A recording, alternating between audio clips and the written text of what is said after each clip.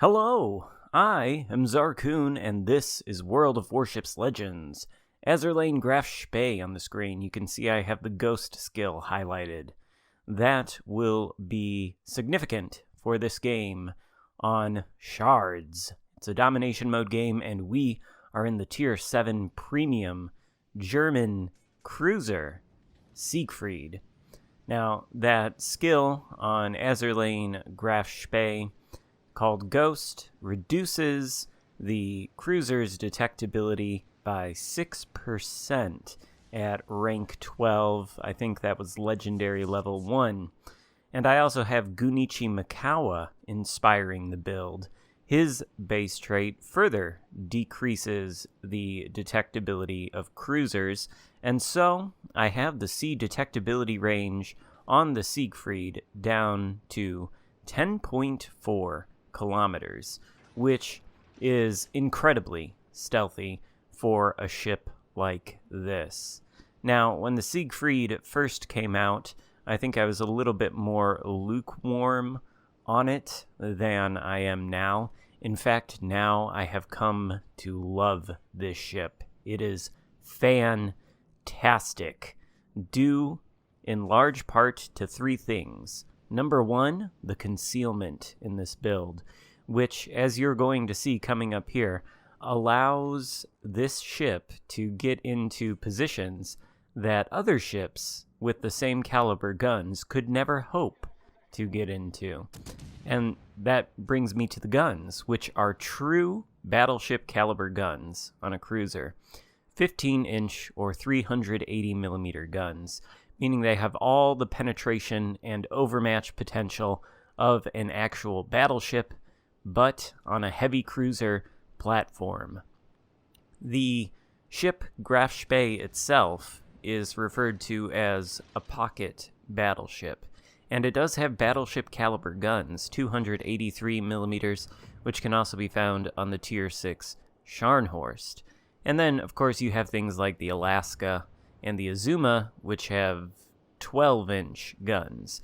But the Siegfried here has 15-inch guns. These are the truest, most battleship guns on any cruiser in this game. And because the Siegfried has such excellent stealth with this build, and true battleship guns, it can get into flanking positions like this versus a broadside Alaska and a broadside Vanguard. And the guns, they're not supremely accurate, but they're more accurate than, say, the Gneisenau. There is a Citadel on that broadside Alaska. He had no idea it was coming, and now he finds himself in a position where he's kind of in a crossfire. If only the friendly battleship behind me wasn't moving west and was instead moving east, he really would be in a true crossfire. The follow-up salvo, though, toward the Alaska, another Citadel, and it looked like he did take a hit from that battleship, so he's well on his way back to port. Massachusetts coming around the corner. This is where the armor of the Siegfried is going to come into play. Now, the Siegfried does have a 26mm bow, meaning it can be overmatched by the Massachusetts 15-inch guns. Or 16-inch guns, rather. It can also be overmatched by 15-inch guns, though. But the side armor has 90mm of plating, which is perfectly capable of bouncing 16-inch shells, and also, I think, Yamato shells. So as long as the battleship shells hit your side armor, you're going to be okay. Now, this Massachusetts knew exactly where to aim. I was angling toward him, but when he fired that salvo at me, it did hit my bow for, I think, 12,000 damage. Don't think it citadeled me, but it did penetrate. This salvo, however, mostly ineffective, bounces off the side armor and keeps us alive. We're on fire 3 times. We're going to have to put that out and then use our first repair party. And we have taken a lot of damage in this engagement. But we're close enough where we can launch the torpedoes at the Massachusetts. Not the ideal angle. We would like all of them to hit, but instead we get 3. And it's not quite enough to take him out. Excuse me, I don't know what happened to my voice there. rear turret of justice doesn't dispense the justice we would like, so this Massachusetts is going to be on the surface of the sea for a little bit longer as we turn perhaps to see if we can get our front turrets on him. We waited for him to fire while we were angled. Again, his shots do minimal damage to us, and now we can safely turn around now that we know he's on reload and take him out of the game for our first kill. And in this first 5 minutes, we've racked up 92,000 damage and basically completely cleared our side. And you'll notice that our destroyer, at some point, slipped into the alpha cap and flipped it. Meanwhile, the team is not doing well on the rest of the map. They have given up both the Bravo and Charlie caps to the red team. We do have one destroyer in the Charlie cap, but it looks like he's right next to a battleship, and I have a feeling he's not going to last very long. So this game looks like it's going downhill pretty quickly. We're going to have to reposition ourselves and move toward Bravo.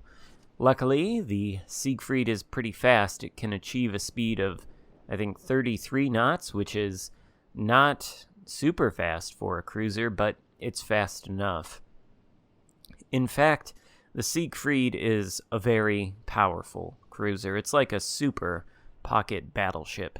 It can angle against battleship caliber guns, and I know that when it was first released, a lot of people were complaining about the overmatch potential of the bow with 26 millimeters of plating. Look, here's the thing. There is no battleship, for example, at Tier 6 that doesn't have 25 or 26 millimeters of plating, and I'm not even exaggerating. There is no battleship at Tier 6 whose bow cannot be overmatched by 15 and 16-inch guns. Except maybe the Gneisenau has a 32 millimeter bow. I think it doesn't. I think its bow can also be overmatched, but in any case, every battleship, the tier below the Siegfried, has the same problem. Its bow can be overmatched by other battleships. And so the trick in that is to abandon the notion of bow tanking. Bow tanking only works if your bow can't be overmatched by the enemies that are shooting at it. And so you have to rely on angling. You have to angle your side armor to mitigate damage incoming from ships that can overmatch your bow. And it absolutely can be done. You just have to be careful about it, and ideally you want to use island cover and your positioning to get yourself into a situation where it's a 1 versus 1, and the battleship you're dealing with is the only thing that can shoot at you. Right now, we're fighting this Vanguard with the help of our Bismarck, so it's not quite a 1 versus 1. And this is also an ideal situation, particularly if the Vanguard wants to shoot at me and bounce his 15-inch armor-piercing shells off of my side armor. However, he's not going to get the chance. We take him down with a Citadel. And how many other cruisers in the game can truly, consistently score Citadel hits like that? Maybe the Alaska? Definitely not the Azuma. At least I don't think so. Maybe the Azuma can. But the Siegfried, by far and away, in my opinion, the most effective at doing it, because, again, it has true battleship caliber guns that come with all the benefits of battleship caliber guns. In fact, this ship, people have called it sort of a light version of the Gneisenau. I think, in my opinion, this ship is everything the Gneisenau strives to be, and everything, it can do everything that the Gneisenau supposedly can do, but it can do it better and more safely. The value of having a 10.4 kilometer concealment simply can't be overstated.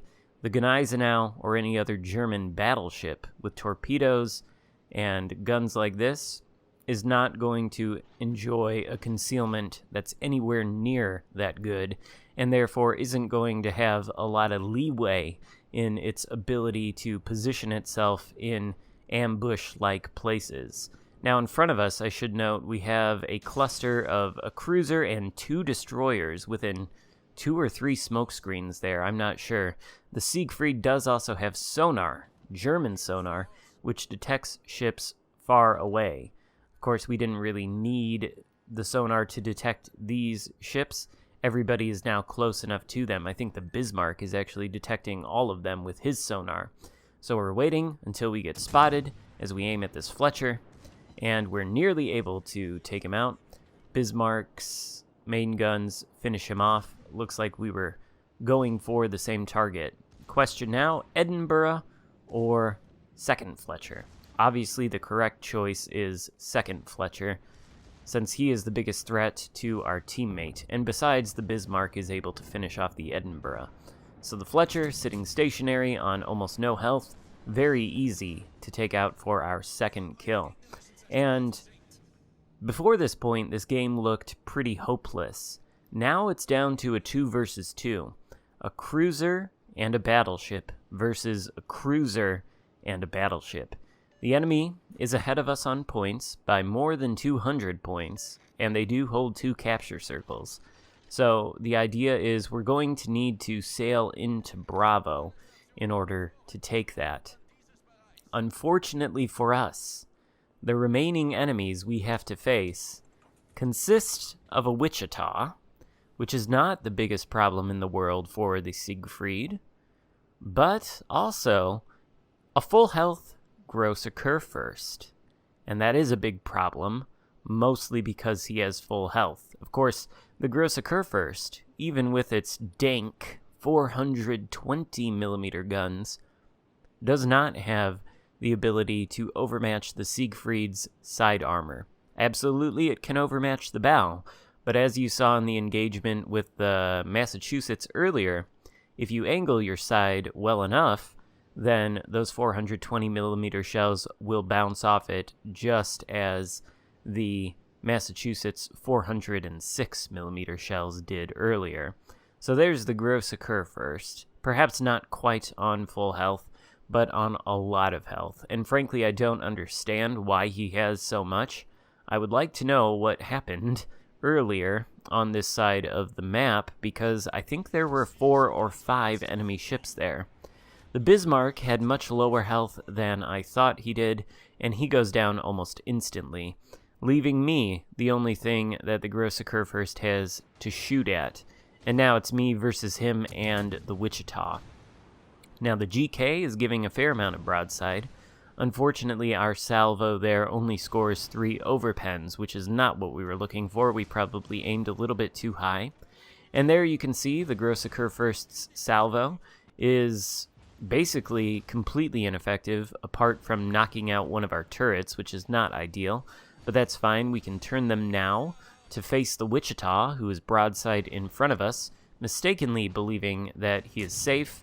And the Wichita's citadel is hard to hit, but not impossible. There he goes. And now, unfortunately, we're not going to be able to take out this GK, and he is going to finish us off and win the game for his team, which is unfortunate, but this, I think, gives you a good idea of just how tanky and how powerful this ship really is. So I hope you enjoyed it. If so, give it a thumbs up, and thank you so much for watching. I'll see you next time. Goodbye.